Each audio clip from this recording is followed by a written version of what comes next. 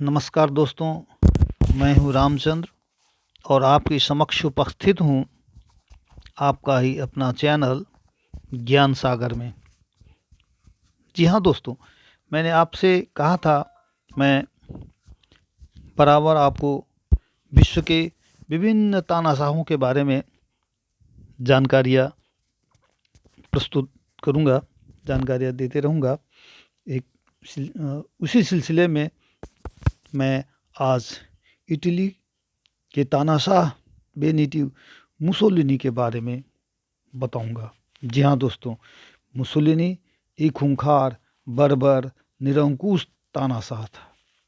जी हाँ, वो अपने विरोधियों को सफाया करने में बहुत आनंद लेता था। वह बहुत निरंकुश था।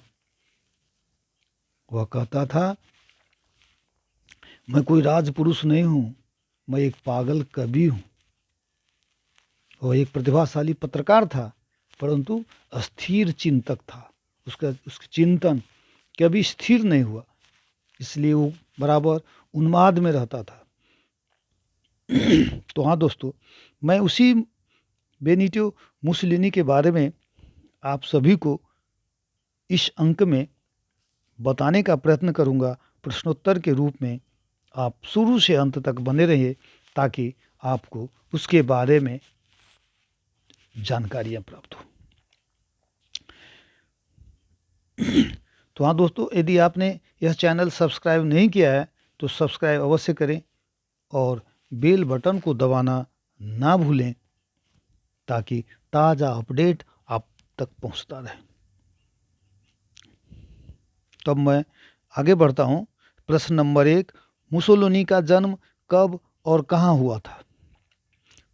उत्तर, 29 जुलाई 1883 इटली के डोबिया पहाड़ी के छोटे से कस्बे बारानाओ डी कास्टा में। प्रश्न नंबर 2, मुसोलिनी का पिता का नाम क्या था? उत्तर, अलेसांद्रियो मुसोलिनी। प्रश्न नंबर 3, मुसोलिनी के पिता का व्यवसाय क्या था? वह पेशा से लोहार था। प्रश्न नंबर 4, उसकी माता क्या करती थी? उत्तर, शिक्षिका थी। प्रश्न नंबर 5, मुसोलिनी ने पहले कौन सा पेशा अपनाया था? पत्रकारिता।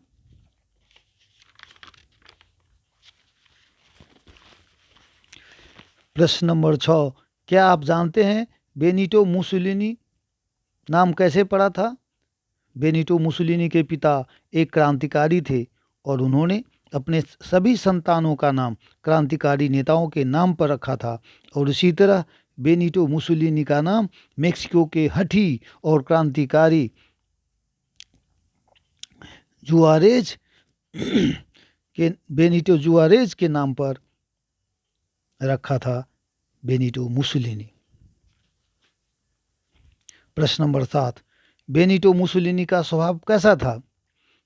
बेनिटो मुसोलिनी एक स्पष्ट वक्ता, तुरंत उत्तेजित होने वाला, आकर्षक लय में भाषण करने वाला और दृढ़ हठी स्वभाव का था। प्रश्न नंबर 8, बेनिटो मुसोलिनी कितने उम्र में शिक्षक बना? उत्तर, 18 वर्ष के उम्र में ही शिक्षक बना, पर 4 माह में उसे छोड़ दिया। प्रश्न नंबर 9, बेनिटो मुसोलिनी क्यों आत्महत्या करने जा रहा था? उत्तर, बेनिटो मुसोलिनी को एक स्त्री से यौन रोग हो गया था। इसी कुंठा से आत्महत्या करने जा रहा था, पर ऐन वक्त पर उसका एक मित्र आया और उसने पिस्तौल छीन लिया। तो फिर डॉक्टर से परामर्श करने के लिए उसे मना लिया। प्रश्न नंबर 10, क्या आप जानते हैं बेनिटो मुसोलिनी जो प्रथम विश्व युद्ध का विरोधी था कैसे समर्थक बन गया? उत्तर, पैसा और प्रतिष्ठा के लालच में वह युद्ध का समर्थक बन गया। प्रश्न नंबर 11, युद्ध का समर्थक होने के कारण उसने कौन सा पद छोड़ना पड़ा? उत्तर, अवंती पत्रिका का संपादक, क्योंकि इस पत्रिका में उसने इटली को युद्ध नहीं चाहिए प्रचार करता था। प्रश्न नंबर 12, अवंतिका का संपादक पद छोड़ने के बाद उसने क्या किया? उत्तर, इल पपोलो द स्तालिया नामक पत्रिका का संपादक बनाया गया जो युद्ध का समर्थन करता था। प्रश्न नंबर 13, इल पपोलो दो इतालिया नामक पत्रिका के माध्यम से उसने कौन कौन से नारे दिए?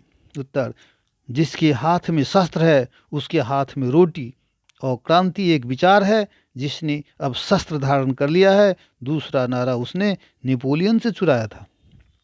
प्रश्न 14, बेनिटो मुसोलिनी ने कब राजनीति तानाशाही का प्रतिपादन किया? उत्तर, 1918 में मुसोलिनी ने यह रास्ता चुना और तानाशाह का परिभाषा करते हुए कहने लगा, निर्मम और साथ ही इतना बुद्धिमान भी होना चाहिए कि वह अपने अतिरिक्त समस्त राजनीतिक शक्तियों को बुहार कर कचरे में फेंक सके, और इसी नारे के बल पर इटली में तानाशाही लाने में सफल रहा। प्रश्न नंबर 15, बेनिटो मुसोलिनी ने जो फासिस्ट पार्टी स्थापना की थी उसका प्रतीक क्या था? खोपड़ी और खुकरी। प्रश्न नंबर 16, मुसोलिनी इटली के संसदीय निर्वाचन में कब पहली बार भाग लिया और विजयी हुआ? उत्तर, 1921 उसने अपनी पार्टी के तरफ से हिस्सा लिया और चुनाव जीत गया।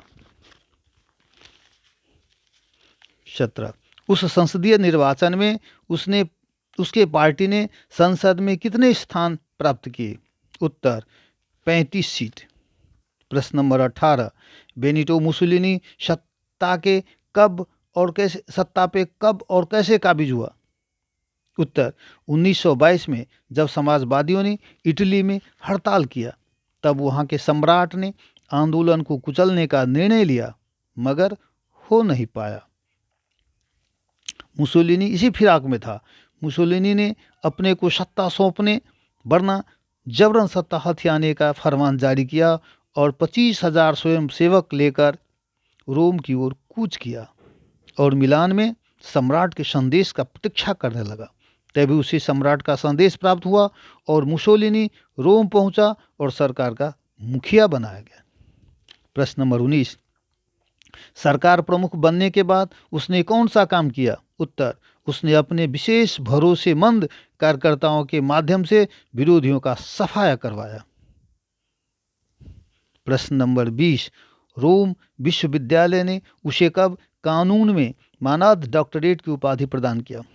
उत्तर, 1924 में, परंतु उसने यह कहकर लेने से मना कर दिया कि वह शोध पत्र प्रस्तुत करेगा तभी लेगा। फिर उसने मैकियावेली एक परिचय शोध पत्र प्रस्तुत किया जिसमें उसने मैकियावेली के ग्रंथ द प्रिंस की व्याख्या पर आधारित था, परंतु उसमें उसने अधिनायकवाद के प्रति अपना व्यक्तिगत प्रतिबद्धता और गहन आस्था जाहिर किया था।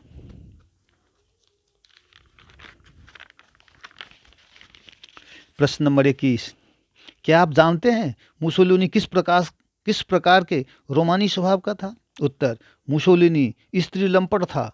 वह अनेक महिलाओं को अपने जाल में फंसाता और उसके साथ रंगरेलिया करता। कहा जाता है उसने एक वेश्या से तालीम प्राप्त किया था। उसने अपने यहाँ ही नहीं विदेशों में भी अनेक स्त्रियों के साथ संभोग किया। उसने अपने जीवनी में इसे स्वीकारा भी है। उसने लिखा है वह बेचैनी के रोग से ग्रस्त है। ला गुस्तिजिया के संवाददाता ने मुसोलिनी के बारे में लिखा था वह उन्माद और नारीगत उत्तेजना की अवस्था में जीता है, जिसे मुसोलिनी ने स्वीकारा है। वह कहता था वह सपनों के द्वारा जीता है। वह कहता था वह और हिटलर झूठ की जिंदगी जीते हैं और पागलपन की एक सीमा तक जा पहुंचे हैं। प्रश्न नंबर 22, उसकी हत्या कब हुई? उत्तर, 28 अप्रैल 1945 को अपने ही देशवासियों द्वारा गोली मारकर हत्या कर दिया गया और एक सनकी, क्रूर, पागल तानाशाह का अंत हुआ। प्रश्न नंबर 23, क्या आप जानते हैं उसके कब्र पर किस चीज का प्रतीक बना है? उत्तर, फांसीवाद का प्रतीक खोपड़ी और खुकड़ी जो उसकी पार्टी का चिन्ह था। तो हाँ दोस्तों, आपने मुसोलिनी के बारे में बहुत कुछ जाना। यदि आपको यह वीडियो पसंद हो तो आप लाइक करें, शेयर करें, ताकि दूसरे लोगों को भी जानकारी प्राप्त हो। धन्यवाद।